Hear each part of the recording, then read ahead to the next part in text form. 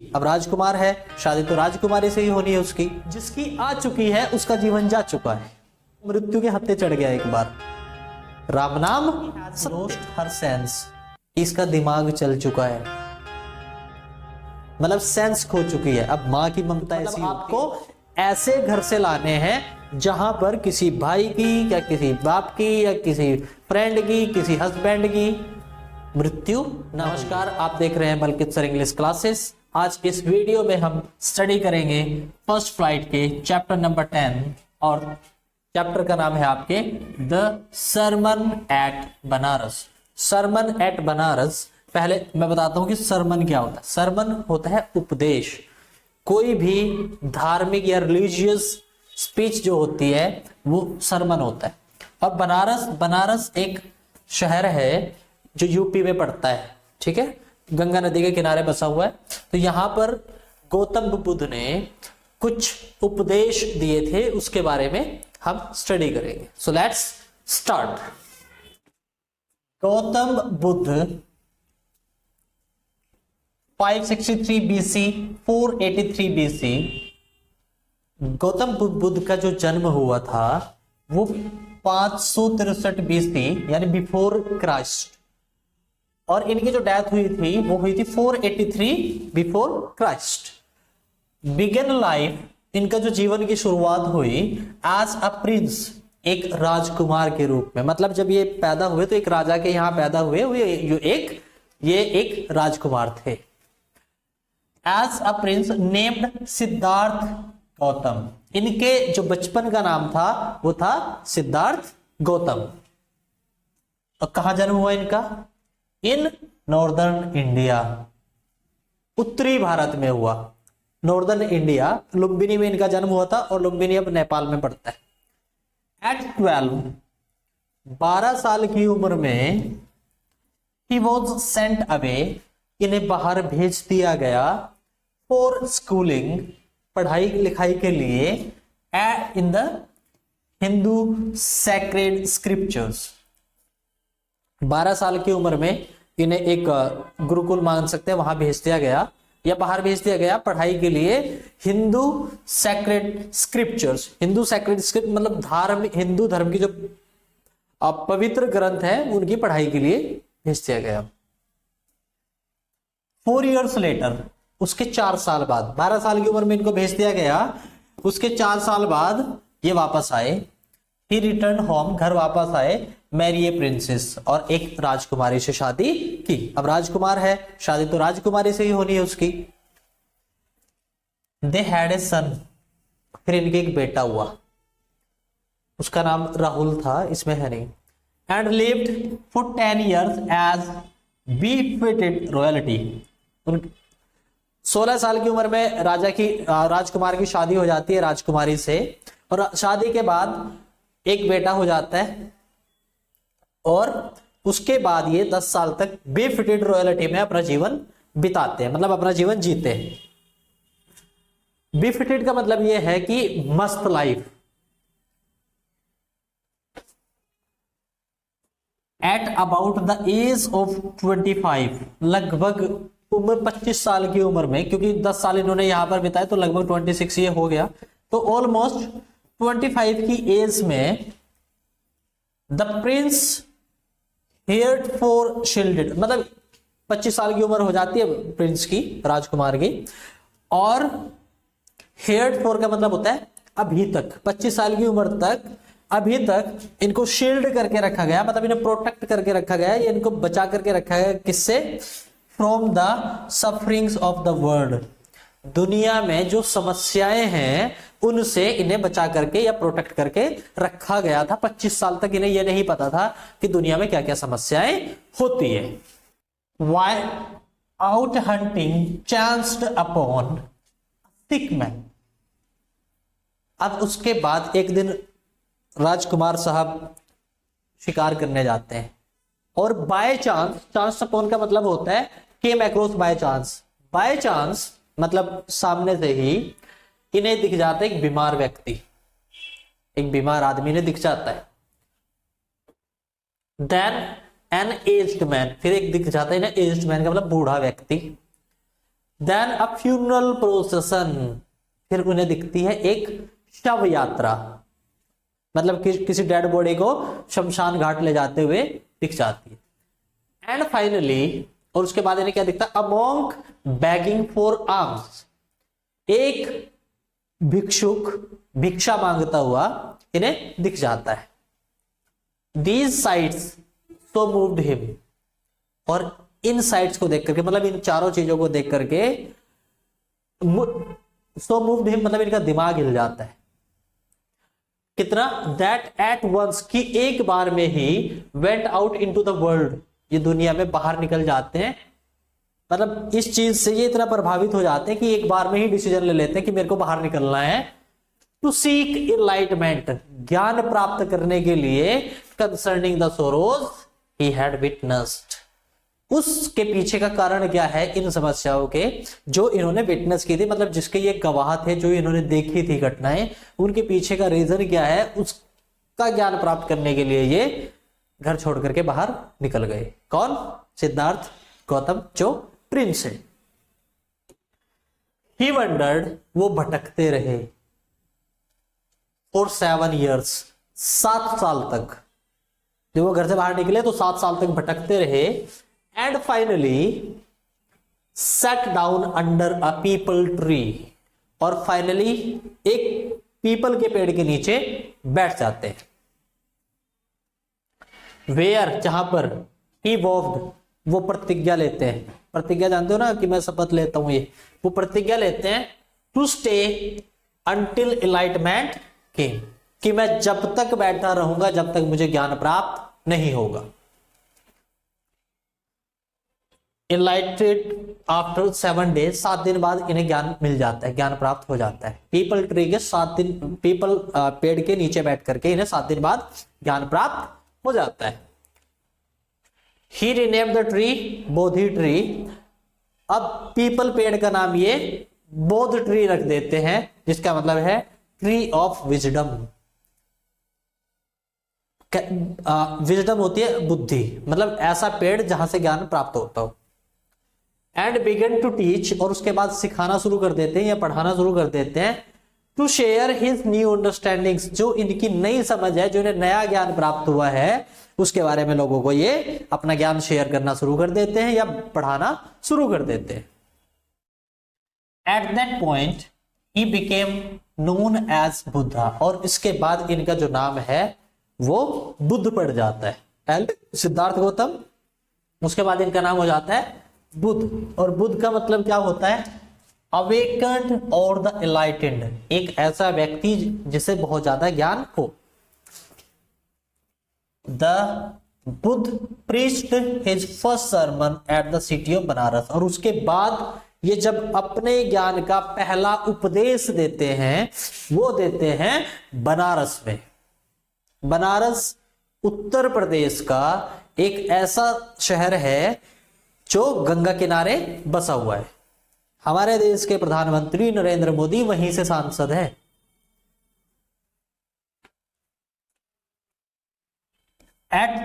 That sermon has been preserved, और जब इन्होंने वहां पर उपदेश दिया, वो उपदेश बचा करके रखा हुआ है। एंड इज गिवन हेयर, और वो यहां पर भी लिखा हुआ है, मतलब ये कहानी अब आगे शुरू होगी तो यहां पर दिया हुआ है।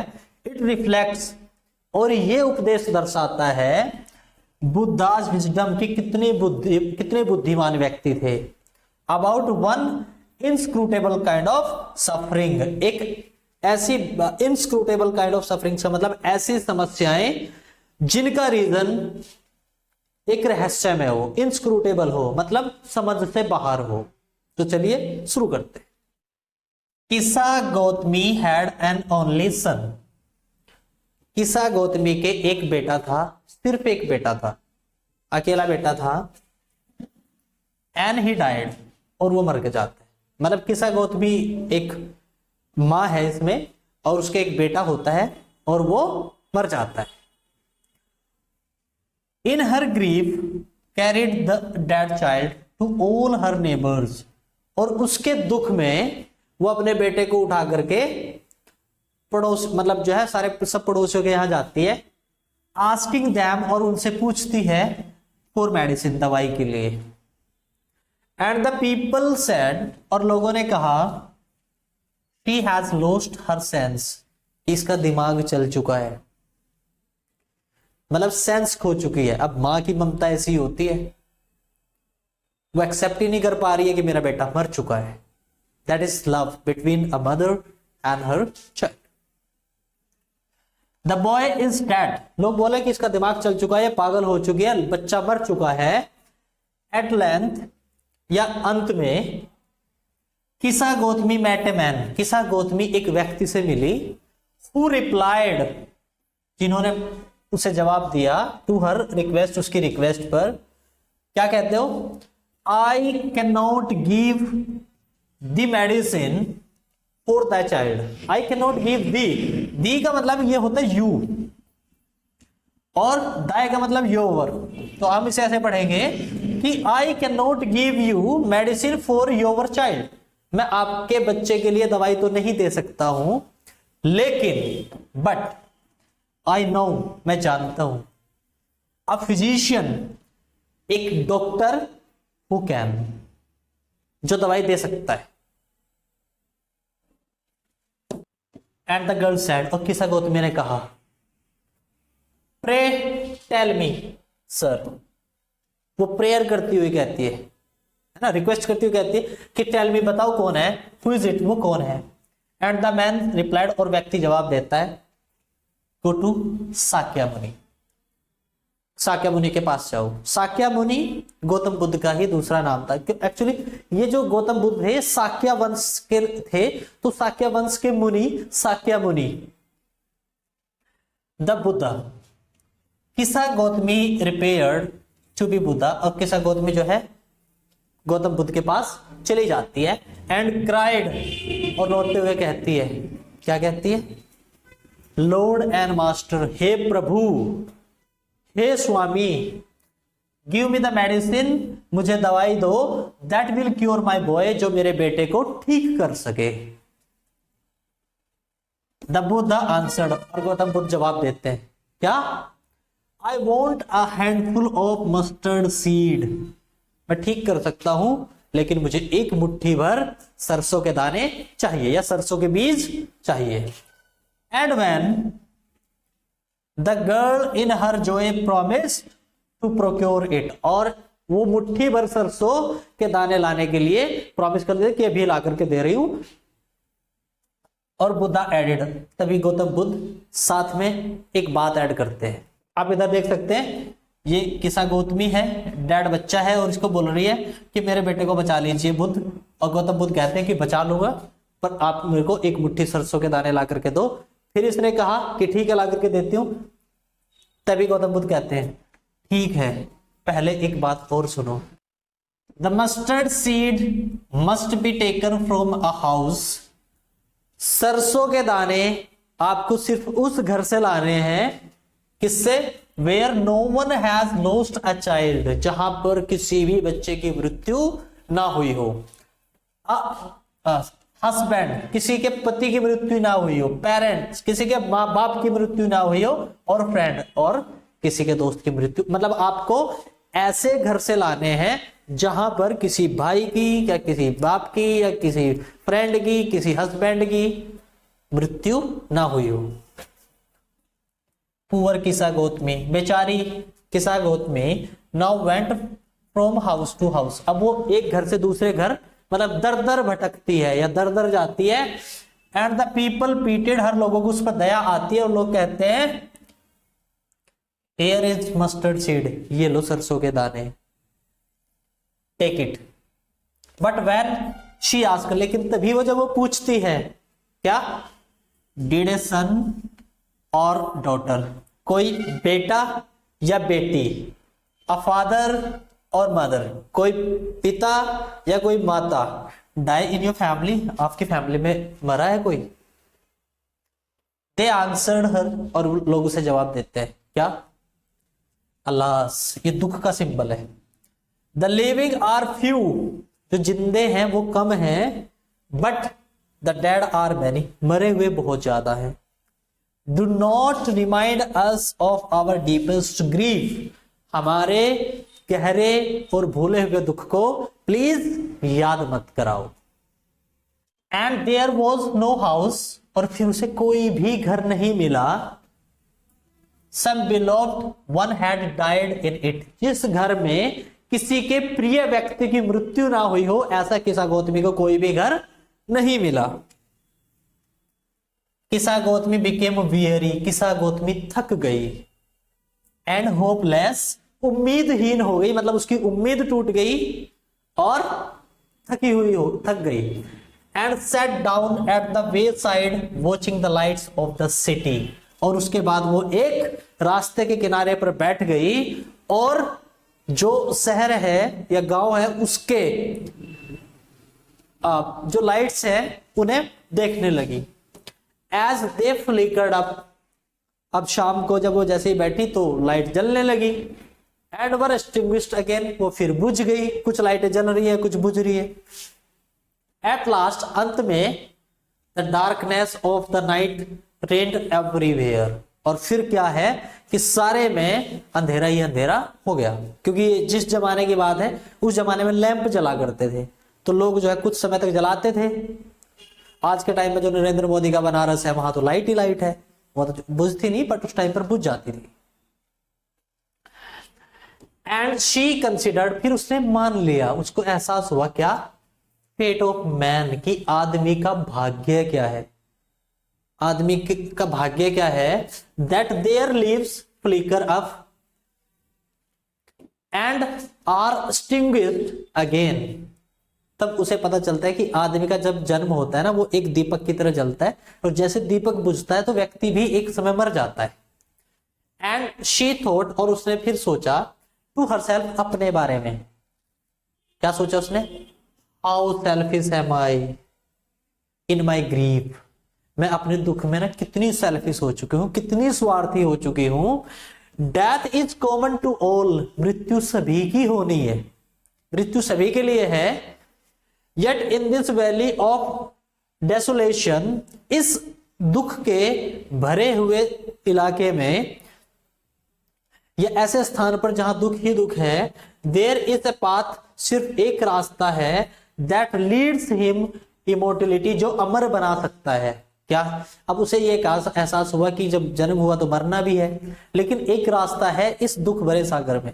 क्या, Who has surrendered all selfishness, जिस व्यक्ति ने अपना स्वार्थीपन त्याग दिया है, अपना लालच त्याग दिया है, वही व्यक्ति अमर हो सकता है।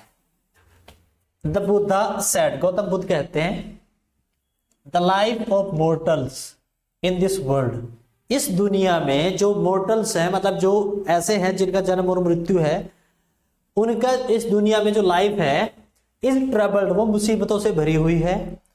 ब्रीफ, छोटी है। एंड कंबाइंड विद पेन, मतलब जो व्यक्ति ने जन्म ले लिया उसके जीवन में मुसीबतें भी हैं, उसका जीवन छोटा भी है, और वो किस चीज से जुड़ा हुआ है, दर्द से भी जुड़ा हुआ है।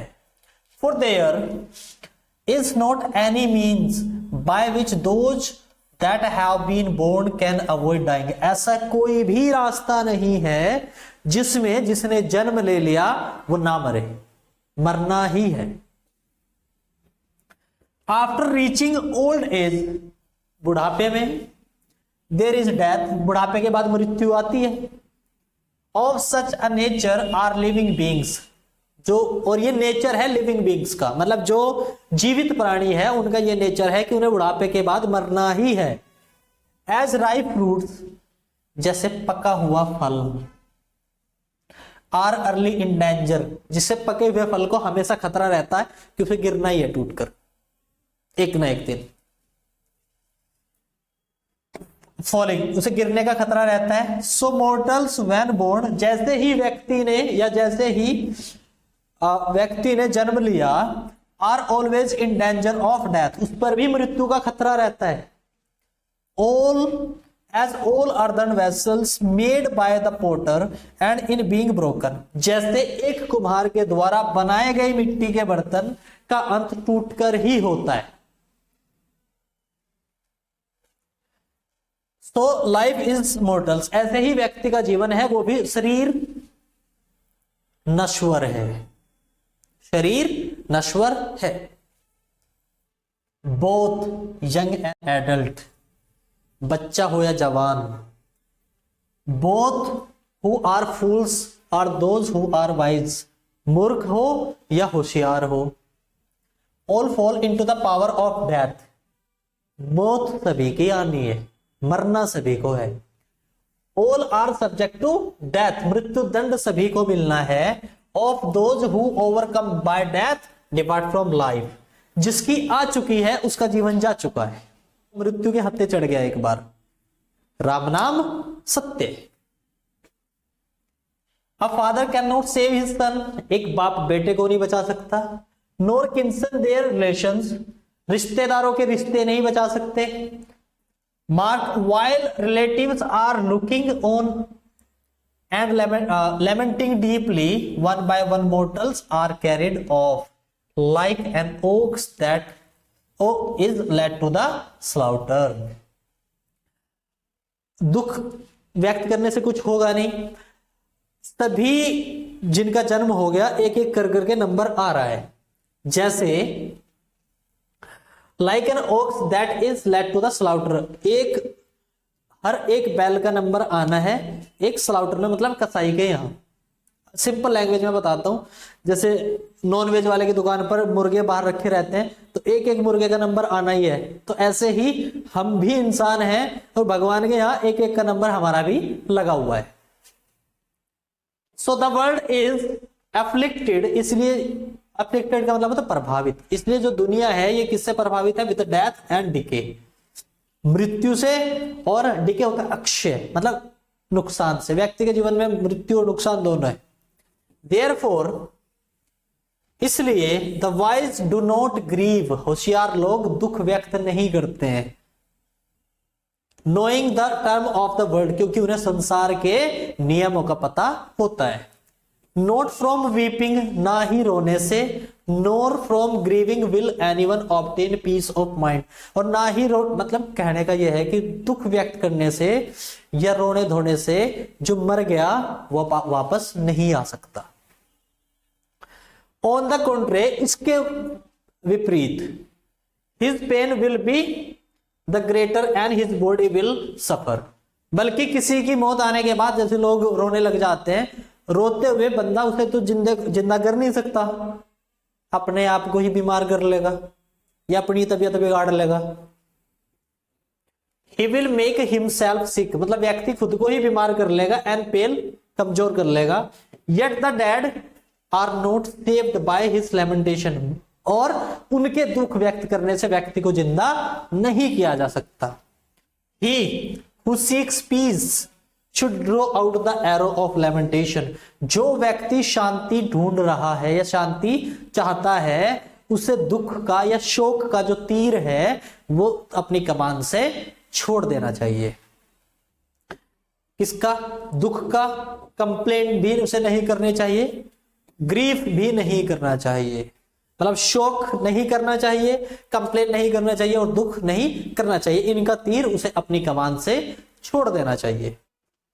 He who has drawn out the arrow, जो व्यक्ति अपने धनुष से ये तीर छोड़ चुका है दुख का, has become composed will obtain peace of mind, उसे ही मानसिक संतुष्टि मिलती है। He who has overcome all sorrow will become free from sorrow, जो व्यक्ति इन सब दुख से ऊपर उठ चुका है वही दुख से मुक्त हो चुका है। And be blessed, और उसी पर भगवान का आशीर्वाद है।